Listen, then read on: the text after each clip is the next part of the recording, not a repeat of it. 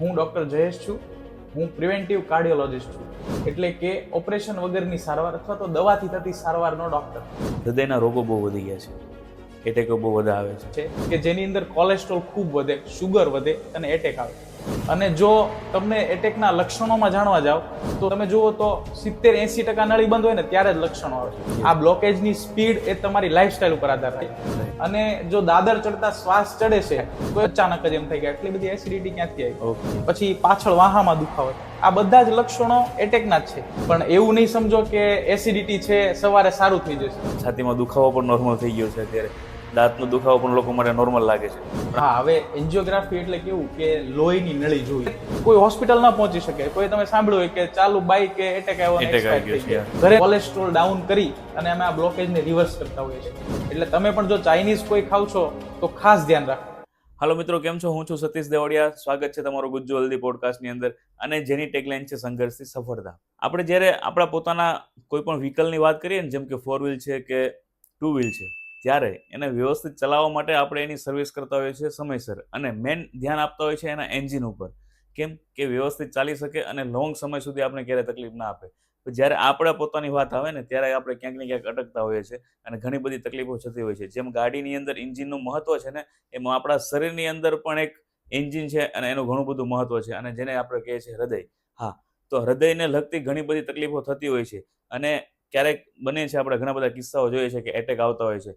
તો એટેક આવ્યા પછી જો આપણે સર્જરીથી ખરેખર ડરતા હોય છે, તો આજે આપણી સાથે એક એવા સ્પેશિયાલિસ્ટ છે જે વગર ઓપરેશને એ ટ્રીટમેન્ટ કરે છે. તો મિત્રો, વધારે સમય ન લેતા મુલાકાત કરીએ ડૉક્ટર જયેશ કાતોડિયા, સરળ હાર્ટ સેન્ટર, જે વગર ઓપરેશને ઘણી બધી ટ્રીટમેન્ટ કરી શકીએ છીએ. તો કઈ રીતે અને કઈ રીતે સરળ હોય છે, તો આપણે એની સાથે ચર્ચા કરીએ. હેલો ડૉક્ટર સર, કેમ છો? Good morning. Good morning. Welcome to Gujjo Haldi podcast. Thank you. Sir, આપણે હાર્ટની વાત કરીએ છીએ કે હાર્ટમાં જ્યારે એટેક આવે છે તો ખરેખર એનું ઓપરેશન અથવા ટૂંકમાં સર્જરી આપણે જેને કહીએ છીએ કરવી જોઈએ છે. પણ તમે ઓલમોસ્ટ એવી ટ્રીટમેન્ટ કરો છો કે જેની જરૂર ખરેખર નથી હોતી, અને એકદમ આપણે એને સરળતાથી કમ્પ્લીટ કરી શકીએ છીએ. તો આજે આપણે એની સાથે એની ઘણી બધી ડિસ્કસ કરવાના છે. તો આપણા વ્યુઅર્સ છે, તો એમને તો પહેલાં તમારો પરિચય આપી દો. હું ડૉક્ટર જયેશ છું. હું પ્રિવેન્ટિવ કાર્ડિયોલોજિસ્ટ છું, એટલે કે ઓપરેશન વગરની સારવાર અથવા તો દવાથી થતી સારવારનો ડૉક્ટર, કે જેની અંદર તમારે કોઈ ઓપરેશન એટલે કે સ્ટેન્ટ કે બાયપાસ કરવાનું નથી હોતું. અમારી સારવાર આજે સુરત અને નવસારી બેવ જગ્યાએ ચાલે છે, અને અમારા ટોટલ 3 સેન્ટર છે. આ ત્રણેય સેન્ટરની અંદર અમે 30 થી 40 દર્દીની સારવાર કરતા હોઈએ છીએ. અને આ સારવારની અંદર તમારે કોઈ પણ પ્રકારનું ઓપરેશન આવશે નહીં. એક પ્રકારની નેચરલ બાયપાસની સારવાર આવે, જેના માટે તમારે 20 દિવસ એટલે કે 38 કલાકની સારવાર આવે, અને આ સારવાર 38 કલાક પછી કમ્પ્લીટ તમારી નવી નસોને ખોલી દેશે. તો તમારે પણ જો ઓપરેશન નથી કરવું તો તમે પણ આજે કોન્ટેક્ટ કરો સરળ હાર્ટ સેન્ટરનો, કે જેનાથી તમને વધુ માહિતી મળે કે ઓપરેશન વગર આપણે કઈ રીતે સારવાર કરી શકીએ. Okay sir, thank you so much. તમે તમારો પરિચય આપ્યો અને લોકોને સમજમાં પણ આવ્યું છે કે ભાઈ ખરેખર કઈ રીતે હોય છે. હવે જ્યારે આપણે હૃદયની વાત કરીએ સર, તો હાલના સમયની અંદર હૃદયના રોગો બહુ વધી ગયા છે, એટેકો બહુ બધા આવે છે. તો ખરેખર એના મેન કારણો શું છે અને એના લક્ષણો શું હોય, કે આપણે કઈ રીતે ખ્યાલ આવી શકે? હવે આમ જોવા જાવ ને તો હૃદયના એટેકના કારણ બહુ બધા હોઈ શકે, પણ જે મેઇન છે એ હું કહું તમને, કે જેની અંદર આપણે આજે ચેન્જ કરવો જોઈએ. રાઈટ. કે અત્યારે જે 40 વર્ષે ને 30 વર્ષે એટેક આવે છે, તો પેલા આપણે 60-70 સાંભળતા, રાઈટ. અત્યારે 30-40 સાંભળીએ. તો એનું મેઇન કારણ છે અત્યારની ફાસ્ટ લાઈફ. હમ. હવે ફાસ્ટ લાઈફ એટલે કેવું કે બહુ બધી કોમ્બિનેશન આવી ગઈ. એમાં ફાસ્ટ ફૂડ આવી ગયું, રાઈટ. પછી સ્ટ્રેસ વાળી લાઈફ આવી ગઈ, જેમાં આપણને આરામ મળતો જ નથી. પછી એવી લાઈફ આવી ગઈ કે જેની અંદર વ્યસન હોય, જેની અંદર સ્મોકિંગ હોય, સિવિયર સ્મોકિંગ હોય, ટોબેકો ચ્યુઇંગ હોય. આ બધા મેઇન કારણ છે કે જે રિવર્સિબલ છે. ઓકે. અને ઇરિવર્સિબલ કારણ કેવા કે જેની અંદર જીનેટિક છે. માનો કે મારા ફાધર મધરને એટેક આવ્યો છે, તો એમનો જે એટેકનો વારસો જે મને મળેલો છે, એ વારસાની અંદર મને એટેક આવે એની Okay. શક્યતા હોય એ 50% છે. તો એ આપણે ચેન્જ ન કરી શકીએ, પણ એના માટે શું કરી શકીએ કે એની જે ઉંમર છે એ આપણે પાછળ લઈ જઈ શકીએ, Yes. અથવા તો ચેકઅપ કરી શકીએ. તો આ બધી વસ્તુ છે એ અત્યારે એટેકના મેઇન કારણોની અંદર ટોબેકો છે, સ્મોકિંગ છે, ફાસ્ટ ફૂડ વાળી લાઈફ છે. પછી બીજું કે ગળ્યું બહુ ખાતા હોય આપણે, રાઈટ. પેસ્ટ્રી છે, કેન્ડી છે, કેક છે. આ બધા મેઇન કારણો છે કે જેની અંદર કોલેસ્ટ્રોલ ખૂબ વધે, શુગર વધે અને એટેક આવે. તો આને આપણે રિવર્સ કરી શકીએ. અને જો તમને એટેકના લક્ષણોમાં જાણવા જાવ તો સૌથી તમે જુઓ તો 70-80% નળી બંધ હોય ને ત્યારે જ લક્ષણો આવે. યસ. જનરલી બધાને કેવું હોય કે ભાઈ 100% સીધી નળી કેમ બંધ થઈ ગઈ, તો એ 100% નળી બંધ નથી થતી, 20% થઈને થાય છે. 5% દર વર્ષે નવું બ્લોકેજ બનતું હોય. ઓકે, આ બ્લોકેજની સ્પીડ એ તમારી લાઈફસ્ટાઈલ ઉપર આધાર રાખે. રાઈટ, સમજાણું કે 40 વર્ષે એટેક આવી ગયો તો એની સ્પીડ 20-30% છે, દર વર્ષે 20% બ્લોકેજ બનવા મળે. તો આજે 70% સુધી નળી બંધ થાય ને ત્યાં સુધી કોઈ લક્ષણ ના આવે. અચ્છા, ત્યાં સુધી ત્યાં ખ્યાલ જ સુધી ન હા કોઈ લક્ષણ જ ના આવે. બરાબર ત્યાં છે. સુધી નળીની અંદર કેમ કે હૃદયને ખાલી જોઈએ 10% લોહી, આપણે બેઠા છીએ તો 10% લોહી જોઈએ, અચ્છા, તો 90% નળી બંધ ત્યાં સુધી કોઈ લક્ષણ નહીં. બરાબર, જ્યારે તમે ચાલો છો, દોડો છો, વજન ઉચકાવો છો ત્યારે 20-30% લોહી જોઈએ. ઓકે, તો 70% નળી બંધ થાય ત્યાં સુધી કોઈ લક્ષણ નહીં. એટલે જેમને 70 કે 80 નળી બંધ છે અને જો દાદર ચડતા શ્વાસ ચડે છે તો એમ સમજવાનું કે મને કઈક તકલીફ છે હૃદયની, યસ, અથવા તો દાદર ચડતા છાતીમાં દુખે છે, તો એની અંદર 70-80 નળી બંધ હોય. અને જ્યારે 100% નળી બંધ થઈ જાય એટલે કે એટેક, રાઈટ, ત્યારે તમને બેઠા બેઠા છાતીમાં દુખાવો, વજન લાગે, કેવો વજન લાગે કે કોઈક માથે ચડી ગયું, રાઈટ, અથવા તો 10-15 કિલો વજન મૂકી દીધો એવો દુખાવો થાય. ટૂંકમાં એવો અહેસાસ થાય લોડ, હેવી લોડ વાળો. હા, એવો ખૂબ જ વજન લાગે. ઓકે, પછી બીજું એસિડિટી, ખૂબ જ એસિડિટી થાય, અચાનક જ એમ થાય કે આટલી બધી એસિડિટી ક્યાંથી આવી. પછી આ ગળાનો ભાગ છે, આ જે જોહો ભાગ છે, ઘણી વખત દાંતનો દુખાવો થાય. અચ્છા, હા, તો એમાં એમ થાય કે આપણે ડેન્ટિસ્ટ પાસે જઈએ યસ, પણ દાંત કઢાવો, દુખાવો ચાલુ ને ચાલુ હોય, એટલે Okay. હૃદયનો હોય. એનું કનેક્શન શેના માટે ત્યાં હોય? એ છે ને આપણી એક નસ હોય, ઓકે, એ નસ છે ને એ આ વચ્ચેના ભાગમાં જે આપણે હૃદયને જે નસ આવતી હોય ને દુખાવાની, એ પેટમાં બી જતી હોય, ઓકે, શોલ્ડરમાં બી જતી હોય અને ડોકમાં બી જતી હોય. એક જ નસથી બધી જગ્યાએ કનેક્શન હોય. અચ્છા, હવે શું થાય કે જ્યારે 100% નળી બંધ થાય ને, એટેક આવે એટલે ઇરિટેશન ચાલુ થાય એ નસનું, યસ, એટલે એસિડિટી થાય. પછી સેમ જ છાતીમાં દુખાવો થાય. પછી ઈ જ નસ ઉપર હોય એટલે અહીંયા ડોકમાં અને જોમાં અથવા Yes. તો દાંતની અંદર દુખાવો થાય. પછી આ શોલ્ડરમાં એ બી નસ સેમ હોય એટલે શોલ્ડર પેઇન થાય. ઓકે, પછી પાછળ વાહામાં દુખાવો થાય. આ બધા જ લક્ષણો એટેકના જ છે. ઓકે, પણ ક્યારે કે જ્યારે તમે વજન લાગે એવું કયો અથવા તો ચાલતા દુખાવો થાય છે. ઓકે, પછી સાથે કેવું હોય કે પસીનો થાય ખૂબ જ, હમ, શરીર થોડું ઠંડુ પડી જાય. પછી તમને એવું લાગે કે ચક્કર આવશે, ખાલી ચડે. આ બધા લક્ષણો એટેકના જ છે કે જેની અંદર નળી 100 બંધ થઈ ગઈ છે. ઓકે, અને આવું જો કોઈને હોય તો એમને તરત જ તે હોસ્પિટલ જવું, ઈસીજી કઢાવો. જો ઈસીજી નોર્મલ છે તો ઘણી વખત એવું બી બને કે ઈસીજી નોર્મલ હોય પણ નળી બંધ હોય, અચ્છા, એવું પણ તો બને. એના માટે લોહીના રિપોર્ટ તમને ડોક્ટર સજેસ્ટ કરશે. એ રિપોર્ટ તમે ફરજિયાત કરાવો. અને જો બધું જ નોર્મલ છે તો ઓકે છે, તો પછી તમે રજા લઈ શકો છો. રાઈટ, પણ એવું નહીં સમજો કે એસિડિટી છે સવારે સારું થઈ જશે. Right. ઘણી વખત એવું બને કે સવાર પડે જ નહીં, 100% નળી બંધ થઈ જાય, તમે હોસ્પિટલ ન પહોંચી શકો. એટલે થોડા કોઈ બી લક્ષણો છે કે જેમાં ચાલવામાં શ્વાસ ચડવો, ચાલવામાં છાતીમાં દુખાવો, બેઠા બેઠા વજન લાગવો, પછી તમને ગળામાં દુખાવો કે દાંતનો દુખાવો અને આ ગરદનનો દુખાવો છે, તો તમે હોસ્પિટલે જાઓ, ઈસીજી કઢાવો, અમુક લોહીના રિપોર્ટ્સ કરાવો. આ રિપોર્ટ્સ કરો અને નોર્મલ છે તો શાંતિ લે, ઓકે, તો કઈ ટેન્શન નથી. ટૂંકમાં એટેકના આવવાના આટલા બધા લક્ષણો છે જે જોઈએ તો સર આમ રેગ્યુલરમાં આપણે એમ થાય કે આ તો બધા નોર્મલી લક્ષણો છે. અને કદાચ ઘણા બધા લોકો આપણે એવું જ કરતા હોય છે કે ભાઈ ચલો એક દિવસ 2 દિવસ રાહ જોઈને સારું થઈ જશે, કેમ કે એસિડિટી બી લોકો માટે નોર્મલ છે, છાતીમાં દુખાવો પણ નોર્મલ થઈ ગયો છે અત્યારે, દાંતનો દુખાવો પણ લોકો માટે નોર્મલ લાગે છે. પણ આ બધા લક્ષણો ખરેખર એટેકના પણ હોઈ શકે, એટલે આપણે સાવચેતી રાખવી જરૂરી છે. એક સિમ્પલ ડિફરન્ટ કરી નાખું તમને કે હૃદયનો દુખાવો કયો હોઈ શકે ને કયો ન હોઈ શકે. ઓકે, એમાં કેવું હોય કે તમે જ્યારે ચાલો ને ત્યારે દુખાવો વધે, આ તો સમજવાનું હૃદયનો જ છે. ઓકે, અને બેસવાથી સારો થઈ જાય તો પણ હૃદયનો છે. ચાલો એટલે દુખે ને બેસો એટલે સારું લાગે તો હૃદયનો છે. ઓકે, પછી આ કોઈ એમ કે ને કે મને આ દુખે છે, અહીંયા દુખે છે, હા, આંગળી કરીને કે, તો એ સ્પેસિફિક જે લોકેશન પર દુખાવો કે ને આંગળી કરીને, એ દુખાવો હૃદયનો નથી ક્યારેય. અચ્છા, દુખાવો જે આખો વજન લાગે ને એ જ દુખાવો છે. સમજાઈ ગયું. ઓકે, બાકી એકદમ ક્લિયરિટી મળી હા, શકે છે. એકદમ ક્લિયર કે કોઈને એસિડિટી છે એમ કે છે એસિડિટી છે, પણ એસિડિટીમાં કેવું હોય કે તમે એસિડિટીની ગોળી લ્યો એટલે સારું થઈ જાય. હમ, જો તમે એસિડિટીની ગોળી લ્યો અને એસિડિટી સારી નથી થતી અને ઉલટી ઉપકા ને વધુ વધી જાય છે, તો ઓકે, એ પછી એસિડિટી સાદી નથી, એટલે એના માટે તપાસ કરાવો. બરાબર છે. સમજાણ? ઓકે, એટલે આ મેન જે મુખ્ય લક્ષણો છે એ 100% એટેકના હોઈ શકે છે. હા, બરાબર, મેજોરિટી એ એટેકના હોઈ શકે, આ લક્ષણો મેં કીધા. Yes, okay. સરસ, તમે બહુ સમજાવ્યું કે ભાઈ એટેકના લક્ષણો કઈ રીતના હોય અને આપણે કેવી માન્યતાઓથી આપણે ચાલતા હોય, રહેતા હોય, તો ખરેખર એ આપણે થોડું ધ્યાન આપવું જોઈએ, ફોકસ રાખવું જોઈએ. સર, તો આપણે એન્જિયોગ્રાફીની વાત કરીએ. ખરેખર એન્જિયોગ્રાફી છે શું અને એ હોસ્પિટલમાં દાખલ થયા વગર ખરેખર થઈ શકે છે? હા, હવે એન્જિયોગ્રાફી એટલે કેવું કે લોહીની નળી જોવી. એક્સરે એટલે કેવું કે હાડકા જોવા. રાઈટ, એમ એન્જિયોગ્રાફી એટલે લોહીની નળીઓ જોવી. લોહીની નળીઓ જે હૃદયની ઉપરની લોહીની નળીઓ છે એને કહેવાય કોરોનરી એન્જિયોગ્રાફી. ઓકે. એન્જિયોગ્રાફી પગની હાથની થાય એમાં બી લોહીની નળીઓ હોય, પણ હૃદયની એન્જિયોગ્રાફી એટલે કે હૃદયની નળીઓ જોવી. હવે હૃદયની નળીઓ શું કામ જોવી? કે જે તમને એટેક આવે છે એ જે મેઇન નળીઓ હોય છે એ તો લોહીની જ બંધ થાય છે. હૃદયને પણ લોહી જોઈએ, રાઈટ. એટલે હૃદયને લોહી જોઈએ તો જે કામ કરી શકે. yes. સમજાણું? એટલે હવે એની નળી બંધ ન થાય એના માટે આપણે એન્જિયોગ્રાફી કરતા હોય કે ભાઈ આપણે જોઈએ કે એની અંદર બ્લોકેજ કેટલા છે, શું છે. હવે એન્જિયોગ્રાફી બે પ્રકારે થાય, એક સીટી એન્જિયોગ્રાફી અને cath angiography. Okay. CT angiography એટલે કે આપણે જે એક્સરે સેન્ટર હોય, રેડિયોગ્રાફી સેન્ટર હોય ત્યાં થતી હોય, અને કેથ એન્જિયોગ્રાફી જે હોસ્પિટલમાં થતી હોય, જે આપણે દાખલ થઈને આઈસીયુ ઓપરેશન થિયેટરમાં કરતા હોય. રાઈટ. જે કેથ એન્જિયોગ્રાફી છે એની જરૂર ક્યારે હોય? કે જ્યારે તમારે ઇમરજન્સીમાં, મેં કીધું ને કે જ્યારે 100% નળી બંધ થઈ ગઈ ત્યારે આ જ તે એન્જિયોગ્રાફી કરાવવી પડે, કેથ એન્જિયોગ્રાફી. ઓકે.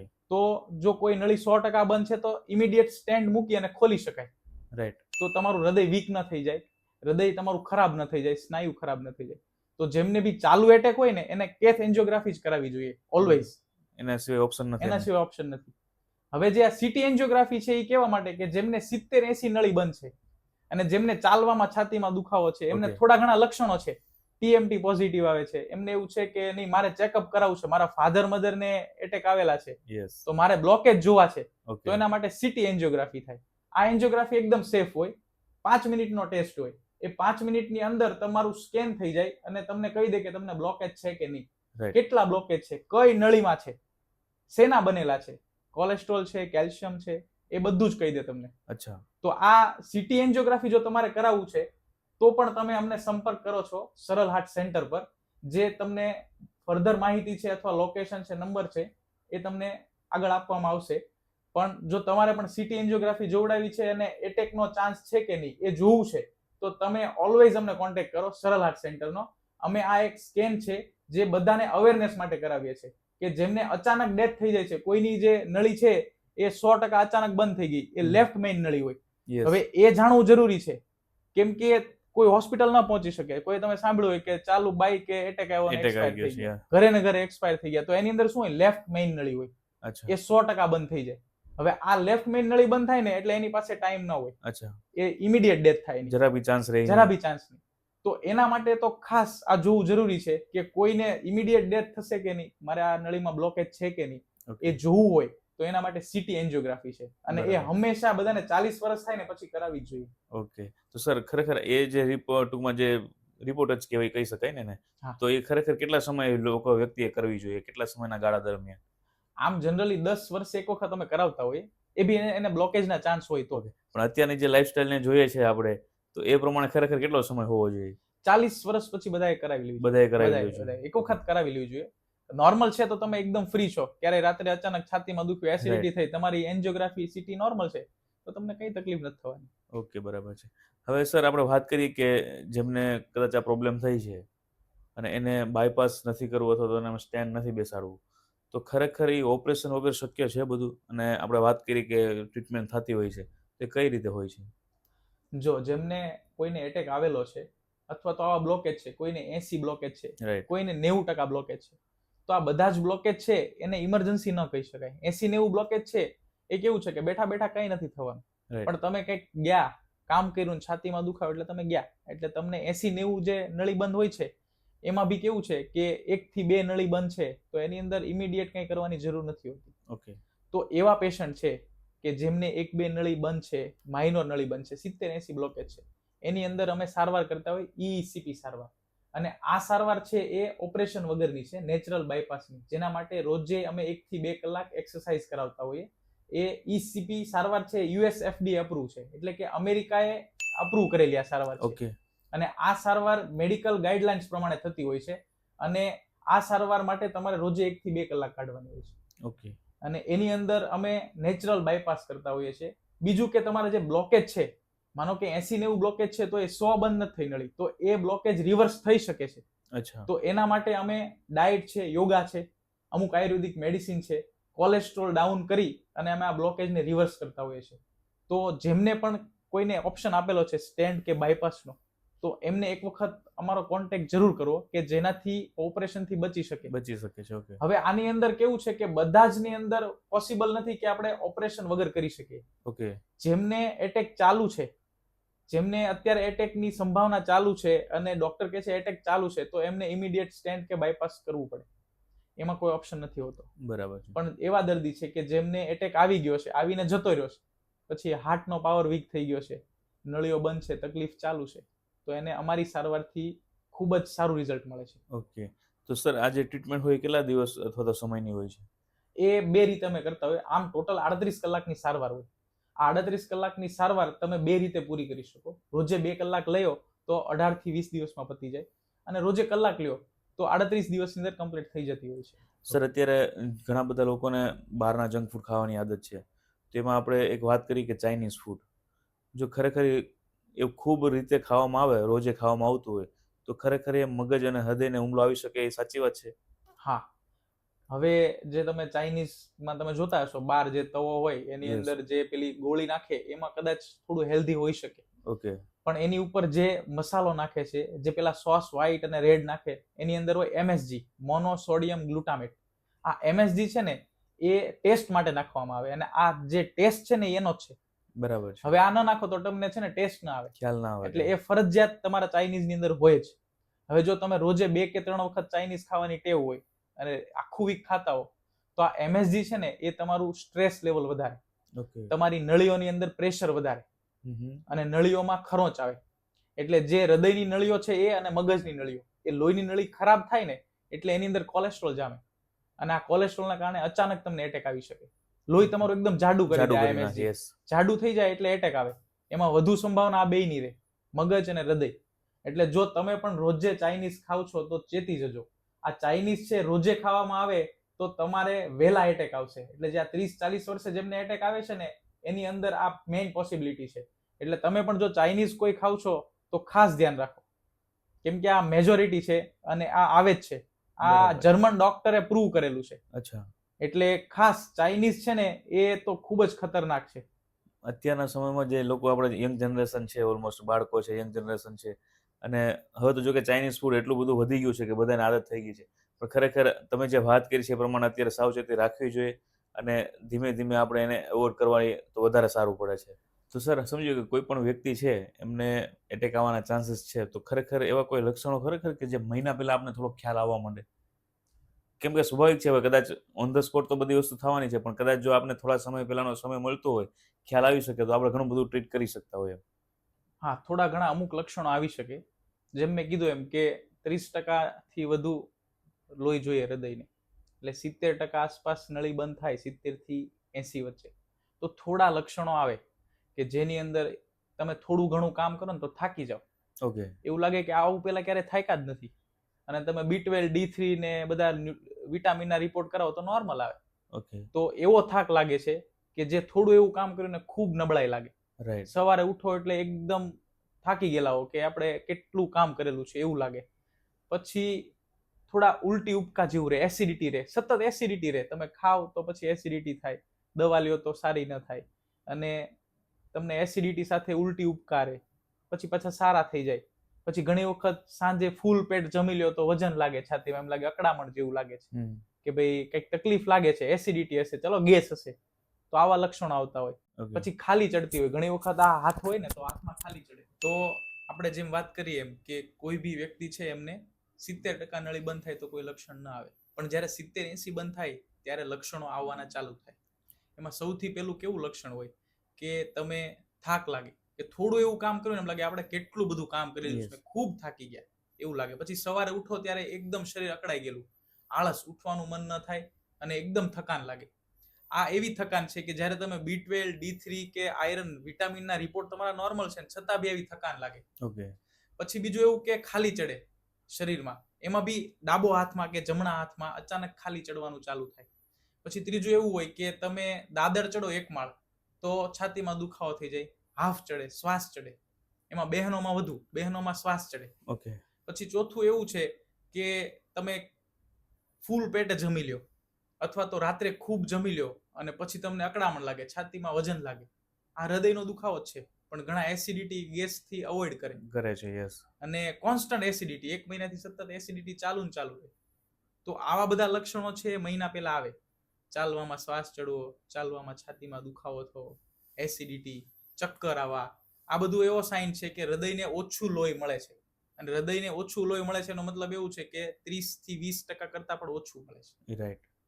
તો ટૂંકમાં આવા જે લક્ષણો થતા હોય તો ખરેખર આપણે મહિના પહેલા આપણે કદાચ એવું શ્યોર કરી શકીએ કદાચ આવા મને ચાન્સીસ છે, પણ એટલો સમય આપણી પાસે હોય છે કે આપણે બધા રિપોર્ટ્સ કરાવીને ચેકઅપ કરાવી શકીએ. હા. ઓકે. કેમ કે ઘણી વખત એવું થતું હોય કે ઓન ધ સ્પોટ બધા એમ કહે છે આપણે કે અચાનક જ એટેક આવી ગયો, પણ અચાનક તો હોતો નથી. પણ આપણે અમુક નાની નાની વસ્તુઓ જે છે, જે આપણા લક્ષણો આપણા શરીરની અંદર છે, તો એને ખરેખર આપણે એવોઇડ કરતા હોય ને આવી ભૂલો કરતા હોય છે. તો જેથી આપણા વ્યુઅર્સ છે એમને ખરેખર ખ્યાલ આવી શકે કે ભાઈ આટલા લક્ષણો જો કદાચ આપણામાં સિમ્ટમ્સ દેખાય છે તો ખરેખર આપણે થોડું ધ્યાન રાખવું જોઈએ અને કંઈક રૂટીન ચેકઅપ આપણે થોડા કરાવવા જોઈએ. થોડા રિપોર્ટ્સ કરાવવા જોઈએ. યસ, કે જેથી કરીને આપણે ખ્યાલ આવે. આવી ઘટનાથી આપણે કદાચ બચી શકીએ છીએ. ઓકે. હવે ખરેખર હૃદયનો પાવર એ શું છે અને હૃદય ઓછો પાવર જે છે આપણે એને ખરેખર વધારી શકીએ? હૃદયનો ઓછો પાવર એટલે બે રીતે ઓછો પાવર. આમ જનરલી જોવા જઈએ ને તો આપણો 60%, 70% અથવા 50 થી 60-70 વચ્ચે પાવર હોય બધાયનો. અચ્છા. મારો 50-60, તમારો 60-70 વચ્ચે હોય. બધાનો અલગ અલગ પાવર હોય. ઓકે. પણ 50 થી નીચે જાય એટલે એનો ઓછો પાવર કહેવાય. રાઈટ. હવે આ થવાનું કારણ બે હોય. એક તો હૃદયના સ્નાયુ ખરાબ થવા અને બીજું હુમલો, એટેક આવ્યા પછી. યસ. એટેક આવ્યા પછી શું થાય કે એ સ્નાયુને લોહી ન મળે. માનો કે આ હૃદય છે તો આપણે આ 5-4 નળીઓ સમજો હૃદયની, તો આ 2 નળી બંધ થઈ ગઈ તો આ બાજુના સ્નાયુને બધાને લોહી મળતું બંધ થઈ ગયું, તો એ વર્ક નહીં કરી શકે પંપ. આ 5 આંગળી આમ સાથે પુશ થાય તો જ તમે દબાવી શકો. યસ. રાઈટ. હવે એમાં શું થાય કે આ 2 નળી નીચેની બંધ થઈ ગયું તો ઉપરનું દબાય. ઓકે, સમજાઈ તો ગયું. એમાં હૃદયનો પાવર ઓછો થાય એટલે કે હૃદયમાંથી જે 60% લોહી શરીરને મળવું જોઈએ એ ઓછું મળે. એ ઓછું મળે. એટલે કોઈનો 30 છે તો 30% જ લોહી શરીરને મળે છે. રાઈટ. હવે આ ઓછો પાવર છે ને એની વધારવાની કોઈ સારવાર આજ સુધી છે જ નહીં. અચ્છા, કોઈ છે? ઓપરેશન કરાવો કે સ્ટેન્ટ કરાવો એની અંદર હૃદયનો પાવર ના વધી શકે. ઓકે. પાવર ક્યારે વધે? જ્યારે પાછું લોહી મળવા મળે. માનો કે આ 2 આંગળીમાં લોહી મળવા મળે તો પાછી આમ પમ્પિંગ કરવા મળે. એમ હૃદયને પાછું લોહી મળવા મળે તો જ તે આ પાવર વધી શકે. એ શક્ય છે અમારી ECP નેચરલ બાયપાસની સારવારમાં, જેની અંદર ઓપરેશન કર્યા પછી અથવા તો સ્ટેન્ટ મૂક્યા પછી હૃદયનો પાવર નથી વધતો, અથવા તો તમારો ઓલરેડી પાવર ઓછો છે, જેમાં બ્લોકેજ નથી અને હૃદયના સ્નાયુ ખરાબ છે, તો આવા કન્ડિશનની અંદર અમારી ECP સારવાર બેસ્ટ છે, કે જેની અંદર અમે 38 દિવસની સારવાર આપીએ અને હૃદયનો પાવર પહેલા અને પછી કરાવીએ, જેની અંદર અમારો સક્સેસ રેશિયો 100% છે. ઓકે. અચ્છા, તો એ ટ્રીટમેન્ટ આપણે ત્યાં થઈ શકે છે? હા, એ ટ્રીટમેન્ટ આપણે ત્યાં થઈ શકે છે. એટલે એવા જેમને હૃદયનો પાવર ઓછો છે એમને તો ખાસ, એમને કેમ કે હાર્ટ ટ્રાન્સપ્લાન્ટ સિવાય કોઈ ઓપ્શન હોતો જ નથી. જ્યારે હૃદયનો પાવર ઘટે અને તમારું જો હૃદયના સ્નાયુ ખરાબ થઈ ગયા તો તમારે બીજો કોઈ ઓપ્શન નથી રહેતો. તો આ ઓપરેશન અથવા તો હાર્ટ ટ્રાન્સપ્લાન્ટ કરો એના પહેલાનો એક ઓપ્શન છે કે તમે ECP થેરાપી એક વખત કરો, જેનાથી તમારો હૃદયનો પાવર વધે, હૃદયના સ્નાયુ મજબૂત થાય, રાઈટ, હૃદયની નવી નળીઓ ખુલે. ઓકે. તો એ શક્ય છે કે તમે હૃદયનો તમારો પાવર વધારી શકો. બરાબર છે. આ ટ્રીટમેન્ટ ખરેખર કરવાથી કદાચ આપણે એવી હેવી સર્જરીથી આપણે કદાચ બચી શકીએ છીએ. જો કદાચ ત્યાં આપણે નથી પહોંચવું તો એકવાર આની ટ્રાય ખરેખર અવશ્ય કરવી જોઈએ. ઓકે. સર, જ્યારે એટેકની વાત આવે તો જેમ તમે લક્ષણો તો કીધા, પણ ખરેખર બંને જે મેલ અને ફિમેલ છે, પુરુષ અને મહિલા, એ બંનેના લક્ષણો સેમ હોય કે અલગ અલગ હોય? અલગ અલગ હોય. ઓકે, કઈ રીતે? કેમ કે મેલ અને ફિમેલ કેરેક્ટર જુઓ ને તો આપણે એક્સપ્રેસિવ છીએ, આપણે બધું કહી દઈએ. ઓકે. ફિમેલ દબાવી રાખે. રાઈટ. એટલે બેવના લક્ષણો એવી રીતે જ હોય. ઓકે. કે મેલ હોય ને એની અંદર ખૂબ છાતીમાં દુખાવો થવો, પછી શ્વાસ ચડવો કે હાથ દુખવો, કામ કરવામાં તકલીફ થવી, એ બધા લક્ષણો, કોમન લક્ષણો જે આપણે મેજોરિટી લક્ષણો કહીએ ને એ મેલની અંદર આવે. ઓકે. પણ જ્યારે ફિમેલ હોય ને તો ફિમેલની અંદર કેવા લક્ષણો આવે? થકાન લાગવાનું. કેમ કે એ છે ને દબાવે, ટૂંકમાં સાયલેન્ટ મોડમાં હોય બધા. હા, કેમ કે સાયકોલોજીકલ એની કેવી છે કે આપણે બોલવાનું નહીં, યસ, આપણે બેઠું રહેવાનું, આપણે કંઈક થોડું ઘણું લક્ષણ આવતા હોય તો કહેવાના નહીં. તો થોડા ઘણા લક્ષણો જે મહિલાને આવતા હોય ને કે દાદર ચડે, એને રેગ્યુલર કામ કરવાનું હોય, તેમાં થકાન લાગતી હોય, તો એમ થાય તો ઉંમર પ્રમાણે થકાન લાગે છે, આ તો આપણે વધુ કામ કર્યું એટલે થકાન લાગે છે, અથવા તો B12 D3 ઓછું છે એટલે થકાન લાગે છે. પણ હકીકતમાં એવું નથી. હકીકતમાં શું હોય કે એમને જે થકાન લાગતી હોય ને રેગ્યુલર બેઝમાં એ વધતી જતી હોય, અને એ થકાનનું કારણ હૃદય હોઈ શકે, ઓકે, નળીઓ બંધ હોઈ શકે. તો સૌથી પહેલું એ લક્ષણ હોય. બીજું એમને એસિડિટીનું થોડું હોય, એસિડિટી ગેસનું લક્ષણ કોમન હોય. ત્રીજું એની અંદર કેવું હશે કે તમે જોવા જાઓ તો એમના જે સવારે ઉઠતા જે થકાન લાગતી હોય એ થકાન વધુ લાગે.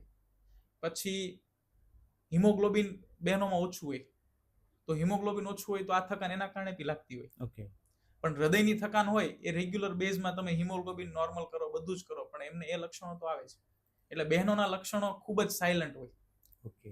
એટલે ખબર ન પડે, તમને કે નહીં એટલે સમજાણું. બાકી એનામાં બી છાતી દુખાવો આવતો જ હોય, બધું સેમ હોય તો ખરી. પણ એ દબાવે એટલે થકાન લાગવી, સમજાણું, કે ખાલી ચડવી શરીરમાં, આ બધા લક્ષણો, ઉલટી ઉપકાના લક્ષણો, એસિડિટીના, એ વધુ હોય. અને બરાબર. મેલની અંદર દુખાવો ને એ બધું વધુ હોય. ઓકે સર, આપણે ઘણી વખત સાંભળ્યું છે, ઓલમોસ્ટ વધારે પડતું તો મૂવીમાં જોતા હોઈએ છીએ આપણે, કે કોઈ છોકરા છોકરીનું બ્રેકઅપ થાય ને એટલે પછી એનું કદાચ તો ઘણી વખત કહું મારું દિલ તૂટી ગયું, ટુકડા થઈ ગયા.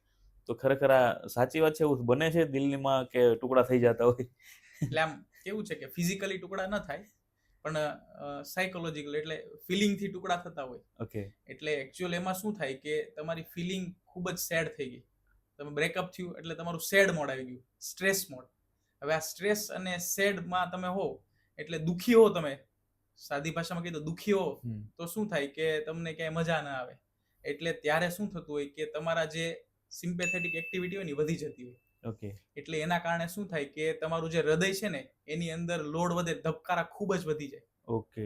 આ ધબકારા ખૂબ વધે એટલે તમે આમ જો ને તો પાલ્પિટેશન કહેવાય, એટલે કે ભાઈ કે મને ધડધડ થાય ને એવું લાગે છે. એ તમે જ્યારે દિલ તૂટે ને ત્યારે દુઃખી થાવ ત્યારે થાય. ઓકે. હવે જ્યારે આ ધડધડ વધુ થાય ને, ધબકારા વધે, ત્યારે જે હૃદયની નળીઓ હોય ને એમાં સ્પાઝમ થાય અચાનક. સ્પાઝમ એટલે કે નળી માનો કે આવી છે તો આમ સ્પાઝમ થાય ને એટલે ક્યારેક ચીપકી જાય. ઓકે. એટલે ચીપકી જાય એટલે એમાં તમે ઘણાને સાંભળ્યું છે કે કોઈનો હસબન્ડ એક્સપાયર થઈ ગયો ને તો એ બેન બી દુઃખી થઈને એક્સપાયર થઈ ગયા ત્યાં. રાઈટ. એવા ઘણા કિસ્સા સાંભળ્યા છે Yes. કે કોઈ નજીકી માણસ, કોઈના ફાધર, કોઈના મધર એક્સપાયર થઈ ગયા તો એ ભાઈ એ જોઈને ત્યાં પડી ગયા ને એ એક્સપાયર થઈ ગયા. યસ. કે હૃદય એનું પોળું પડી ગયું એવું સાંભળેલું હોય. રાઈટ. હા. તો આમાં એકચ્યુઅલ શું થાય કે જ્યારે બી એ મોમેન્ટ આવે ને, એક્સ્ટ્રા ઇમોશન કહેવાય, વધુ પડતા સેડ ઇમોશન. રાઈટ. તો એની અંદર શું થાય કે હૃદયની નળી સ્પાઝમ થાય અને નળી ચીપકી જાય, એને એટેક આવી જાય. ઓકે. એટલે કાર્ડિયાક એરેસ્ટ અને સીધી ડેથ થઈ જાય. બરાબર. એટલે જ્યારે બી કોઈ વધુ પડતું ઇમોશનલ હોય ત્યારે આવી ઇવેન્ટ બને. ઓકે. એટલે ત્યાં તમે પણ જો કોઈ તમારું દિલ તૂટેલું છે તો ખૂબ વધુ પડતા ઇમોશન ન દાખવો. ત્યારે જો વધુ પડતા ઇમોશન દાખવશો અને ન કરે નારાયણ તો તમને પણ એટેક આવી શકે. એટલે ખૂબ સેડ ન થાવ. રાઈટ. એટલે દિલ તૂટવું મતલબ કે ફિઝિકલી ટુકડા નહીં, ટુકડા નથી થતા, પણ આ રીતે થઈ શકે છે. ઇમોશનલી ટુકડા યસ. ઓકે. એ થતા હોય છે. એને બરાબર. બ્રોકન હાર્ટ સિન્ડ્રોમ કહેવાય. તમારે જો Broken. સર્ચ કરવું હોય તો ગૂગલમાં કરજો બ્રોકન હાર્ટ સિન્ડ્રોમ, એટલે એનામાં લક્ષણો અને એના જે રીઝન છે, કારણો એ આવશે આવી જશે. કે વધુ ઓકે. પડતા ઇમોશનના કારણે બ્રોકન હાર્ટ સિન્ડ્રોમ થાય. બરાબર છે. તો એક તો તમે બહુ સરસ વાત કરી છે કે ખરેખર બહુ ઇમોશનલી થવું નહીં. કદાચ બ્રેકઅપ થઈ ગયું છે તો નવી શરૂઆત પાછી આપણે કરી શકીએ, પણ એમાં ને એમાં આપણે નીકળી નથી જવું, કેમ કે આવા ચાન્સીસ બની શકે છે અને આપણે જોઈએ છે, હરેક જગ્યાએ કિસ્સા જોઈએ છે. તો ખરેખર તમે ઘણી બધી સરસ માહિતી આપી છે. સર, આપણે એટેકની તો ઓલમોસ્ટ ઘણી બધી વાત કરી, પણ બીજા ઘણા બધા છે તો આપણે એના ઉપર થોડીક વાત કરીએ. અને એમાં પણ અત્યારે જેમ એટેકની વાત કરીએ એમ એટેક ઘણા બધા લોકોને ચાલતો હોય, એવી રીતે એક બીજો મેજર રોગ છે જેને આપણે સુગર કહીએ. તો ખરેખર ડાયાબિટીસ જે છે, લોકો એવું કહે છે કે વધુ ગળ્યું ખાવાથી થાય છે, તો ખરેખર એ સાચી વાત છે? અને ઘણા બધા ડાયાબિટીસ પેશન્ટ એવા છે કે ભાઈ અમુક સમયે પેલી મેડિસિન લઈ અને પછી બંધ કરી દેતા હોય છે, તો ખરેખર તમારું શું કહેવું છે એના વિશે? ડાયાબિટીસ છે ને એ વારસાગત હોય એટલે એને ટાઈપ 1 ડાયાબિટીસ કહેવાય. અચ્છા. ટાઈપ 2 ડાયાબિટીસ છે ને એ ક્યારે આવે કે જ્યારે તમે વધુ પડતું ઓબેસ છો, જાડા છો, અથવા તો જ્યારે તમારું ઇન્સ્યુલિન કામ કરતું બંધ થઈ ગયું. હવે આ ઇન્સ્યુલિન શું છે કે તમારું જે શુગર જાય છે ને, ગ્લુકોઝ, એ ગ્લુકોઝને ડાયજેસ્ટ કરવામાં જેને હેલ્પ જોઈએ ને એ ઇન્સ્યુલિન કરતું હોય છે. ઓકે. એટલે જે લોહીની અંદર આપણું જે ગ્લુકોઝ હોય એ ગ્લુકોઝને લઈ જઈ અને આપણા સેલની અંદર, મસલ્સની અંદર બધી જગ્યાએ એમને એન્ટ્રી કરાવે અને ત્યાં એમનું ડાયજેશન થતું હોય છે. હવે ઇન્સ્યુલિન ઓછું વર્ક કરવા લાગે એટલે તમને ડાયાબિટીસ આવે. પછી તમે એવું વિચારો કે ગળ્યું ખાવ તો જ ડાયાબિટીસ આવે, એવું નથી. કેમ કે ગળ્યું ખાવાથી ખાલી કાર્બોહાઈડ્રેટ નથી વધતું. તમે તેલ છે, વધુ પડતું ઘઉં છે, વધુ પડતું બેકરી પ્રોડક્ટ છે, પેસ્ટ્રી છે, આ બધી વસ્તુ તમે વધુ ખાવ તો કાર્બોહાઈડ્રેટ વધે. પછી તમે વધુ નથી ખાતા પણ તમારી ફિઝિકલ એક્ટિવિટી નથી તો પણ તમને ચાન્સ છે ડાયાબિટીસના, કેમ કે તમે યુટિલાઇઝ જ નથી કરતા.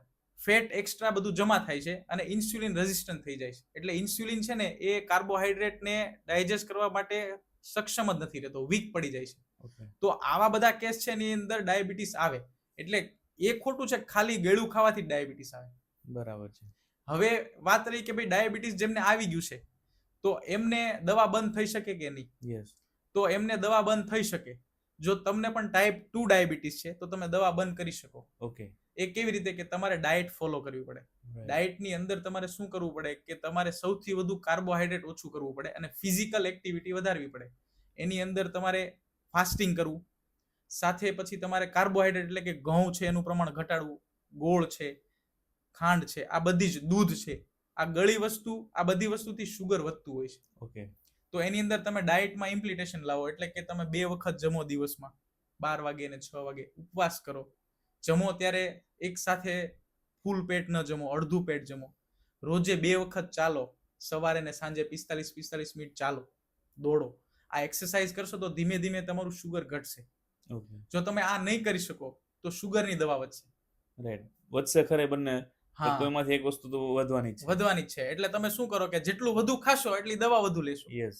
કેમ કે શુગર જેટલું વધુ એટલી દવા તમારે વધુ લેવી પડે તો Okay. દવા વધશે. રાઈટ. સાચી એટલે વાત ઓપ્શન તમારા હાથમાં છે કે તમારે દવા શું વધારવી છે કે શુગર વધારવું છે. છે. યસ. સમજાણું? એટલે દવા અને શુગર બે ઘટાડો ઓકે. અને ધીમે ધીમે કરીને આ દવા બંધ કરી શકો છો.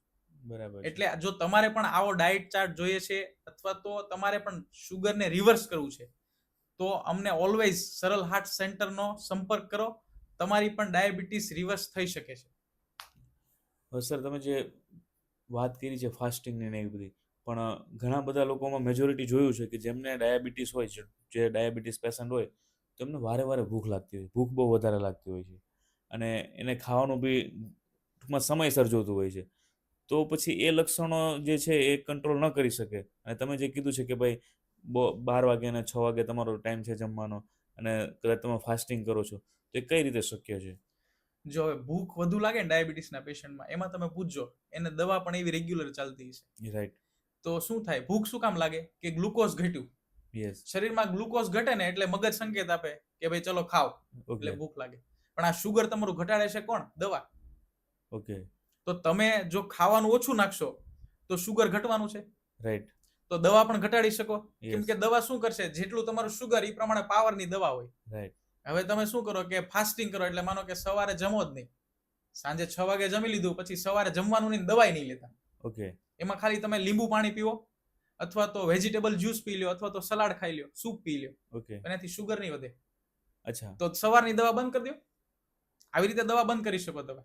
પણ જો તમે દવા નાખશો અને ખાઈ લેશો તો તમારે ભૂખ લાગવાની જ છે ટાઈમ ટુ રૂટીન ટાઈમ. ચાલુ જ રહેશે. હા, એટલે તમે શું કરો કે ઉપવાસ ચાલુ કરો. સવારનું તમે તારે ખાવાનું સ્કીપ કરી દો, એમાં વેજીટેબલ ખાવાનું, દવા બંધ કરી દેજો.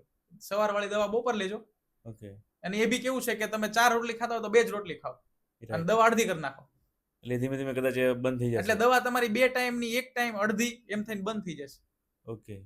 એ તમે કરી શકો, પણ એ જો તમારે ખાવાની ટેવ ખરાબ છે તો નહીં કરી શકો. અચ્છા, પહેલા તો એને સુધારવી પડશે. ખાવાની ટેવ સુધારવી પડે તો આ દવા બંધ થાય. એટલે એ કેવા પેશન્ટ હોય કે જેમનું શુગર આઈ થિંક આપણે કોઈ રેશિયો મૂકી શકીએ કે ભાઈ એટલાથી એટલા શુગર એમને રહેતું હોય તો એ કદાચ આવી રીતે ટ્રાય કરે તો સારું પડે, કે બધા માટે લાગુ પડે? બધા માટે લાગુ પડે. જનરલી કેવું છે કે શુગર કોઈ બી આ થોડી એજ 80 ઉપર હોય, 70 ઉપર હોય તો આપણે એને રિકમેન્ડેડ ન કરીએ. યસ. પણ જેમની એજ 30, 35, 40 છે એ તો કરી જ શકે. કરી જ શકે. યસ. તો એના માટે કેવું છે કે ઓફિસ ટાઈમ ને સ્ટ્રેસ ને આપણે ન કરી શકીએ, બાર છે, પણ તમે કરી શકો. સાથે લેતા જાઓ. સવારે જાવ છો તો તમે દવા જેમ પી લો છો એની જગ્યાએ જમવાનું બંધ કરી દો ને, રાઈટ. બરાબર છે. તો તમે શુગરની દવા ઘટાડી શકો. એટલે ઓલ્ડ એજ વાળા છે એના માટે આપણે ન કરીએ. ન કરી એમને તો શકીએ. વજન બી ઘટાડવાનું ન કહીએ, કાંઈ ન કહીએ. પણ જેમ યંગ છે 40, 50, 60 ત્યાં સુધી તો તમે કરી જ શકો, એક્ટિવ છો. હા, તો આ બધા જ વ્યક્તિ કરી શકે. ટાઈપ 2 ડાયાબિટીસ વાળા. ઓકે. ટાઈપ 1 છે એની અંદર ઓપ્શન નથી. Type Option. 1 ની અંદર છે ને ઇન્સ્યુલિન બનતું જ નથી. ઓકે. જીનેટિક ડિફેક્ટ છે. હા, વારસાગત છે. વારસાગત છે. એ તમને પહેલેથી જન્મથી જ તમને છે ને ઇન્સ્યુલિન બનતું જ નથી તમારું. ઓકે. એટલે એના માટે કોઈ એના માટે ઓપ્શન ઓપ્શન નથી. પણ ટાઈપ 2 છે એ લાઈફસ્ટાઈલના કારણે છે. ખાણી પીણીના કારણે તમને આ શુગર આવેલી છે. એ ટાઈપ 2 ડાયાબિટીસ છે. ઓકે. હવે આ ટાઈપ 2 ડાયાબિટીસ છે એ તમારા કારણે આવી છે. તો તમે જ એને સારી કરી શકો. કરી શકીએ છીએ. બરાબર છે. તમે ખરેખર આજે સાચી માહિતી આપી કે ભાઈ શુગર પેશન્ટ ટૂંકમાં ડાયાબિટીસ પેશન્ટ છે તો એ ઘણી બધી વસ્તુઓને આવી રીતે કરે તો કદાચ એને ઘણા બધા મોટા ફાયદા થાય છે. પણ આજે ભાગદોડવાળી લાઈફ છે અને બહુ બધા લોકોને કદાચ સમય નથી મળતો અને થોડી જાણકારી પણ નથી મળતી, પણ આજે તમે આપી છે તો ખરેખર જો આપણા વ્યુઅર્સ છે તો ખરેખર ટ્રીક અપનાવજો. જો તમે સુગર પેશન્ટ છો તો એકવાર ટ્રાય કરવી જરૂરી છે. સર, હમણાં તાજેતરમાં ICMR નો એક એવો ટૂંકમાં એક રિપોર્ટ બહાર પડ્યો છે કે ઘણા પ્રકારના રોગ જે છે ને એ ખરેખર ફૂડથી જ થાય છે. તો ખરેખર એ સાચું છે અને એ શું છે? એકચ્યુઅલી પહેલા બી આયુર્વેદિકમાં કે તમે પહેલાના જમાના જુઓ તો બધા જે ઋષિ મુનિઓ છે, જે રોગ આચાર્ય છે, એ બધા શું હતા કે એમ જ કહેતા કે ખાણીપીણીથી જ રોગ છે. યસ. અને આજે પણ એમ જ છે. એ કોઈને સાચું ન લાગતું પણ આજે સાચું છે. ખાણીપીણીથી રોગ છે. જે બધો જ રોગ છે એ પેટથી છે. રાઈટ. 80% ઉપરનો રોગ. એની અંદર બીપી લ્યો, ડાયાબિટીસ લ્યો, કે પછી હૃદયના રોગ લ્યો, કે પછી ગેસ, એસિડિટી, કબજિયાત, બધું જ લ્યો, એ બધું પેટથી છે. એટલે જે તમે ખાવ છો, ખાવની તમારી લાઈફસ્ટાઈલ ખરાબ છે તો તમને રોગ આવવાનો જ છે. એ ICMR અત્યારે હમણાં જ હજી રિસેન્ટલી તે અહેવાલ બહાર પાડ્યો છે. અચ્છા. અને એની અંદર એક હેલ્ધી ડાયટ બહાર પાડેલી છે કે જે રૂટીન રોજનો રેગ્યુલર માણસ કે બધા જ વ્યક્તિ, એવું નહીં કે જાડો પતલો, બધા જ વ્યક્તિ છે એના માટે એક એવી ડાયટ આપેલી છે કે રોજે તમારે શું કેટલું ખાવું જોઈએ. તો એમાં સૌથી પહેલું છે ને 400 ગ્રામ વેજીટેબલ, રોજના 400 ગ્રામ વેજીટેબલ જવા જોઈએ બોડીમાં. ઓકે. એ પછી કોઈને ભૂખ ઓછી છે તો 300-400 વચ્ચે, પણ આ એક રેશિયો છે કે 400 ગ્રામ વેજીટેબલ જવું જોઈએ. એનાથી તમારું બોડી હેલ્ધી રહે. સેકન્ડ આવે કે તમારે જે દૂધ, છાશ અને દહીં છે તો એ દિવસનું 300 ml. આખા દિવસની વાત છે, એક ટાઈમ જમવાની વાત નથી. આજે 3 ટાઈમ કે 10 ટાઈમ તમે જમો છો આખા દિવસમાં, 2-2 કલાક કે 4 કલાક, એની વાત છે. ઓકે. તો આખા દિવસની અંદર 400 ગ્રામ વેજીટેબલ, 300 ml દૂધ, છાશ અને દહીં, 200 ગ્રામ જ તે અનાજ જવું જોઈએ. એની અંદર ચાવલ એટલે કે ભાત છે, પછી તમે ઘઉં, બાજરી, જુવાર, આ જેટલા અનાજ છે, મકાઈ, એ બધું થઈને 200 ગ્રામ જ જવું જોઈએ. ઓકે. પછી આવે છે પ્રોટીન, જે સૌથી મહત્વનું છે. પ્રોટીન જવું જોઈએ 80 થી 85 ગ્રામ. એની અંદર ચણા, મગ અને અંડા આવી ગયા. બરાબર છે. પછી આવે છે તેલ, જે સૌથી ઓછું 20 થી 25 ml. આખા દિવસનું તેલ અને ઘી એ બધું થઈને 20 થી 25 ml જ જવું જોઈએ. જે આજે બધાના ઘરે 50 થી 100 ml જાય, એટલે એક મહિનાના 1 થી 2 ડબ્બા જાય. રાઈટ. એટલે એ બહુ જ ઓછું, સૌથી ઓછું કરવાની જે જરૂર છે એ તેલ છે.